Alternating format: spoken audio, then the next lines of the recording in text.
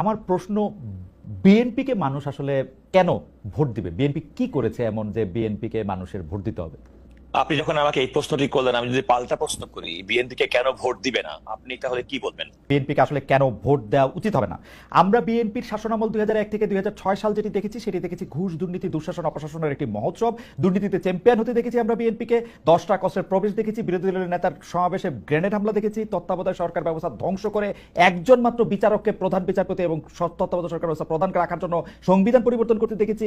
10 বছর, আমি যদি এর পরে আসি, এই 15 বছরের ফেসিবাদী ব্যবস্থায় বিএনপি নিজেরা কনফিউজ ছিল, জনগণকে কনফিউজ করেছে। আমি 2018 সালের ইলেকশনটাই সময় নাই, শুধু চট করে একটু বলি। 2018 সালের নির্বাচনটার মধ্যে এই নির্বাচন আনুষ্ঠানিকভাবে বর্জন তো করা হয়ই নাই।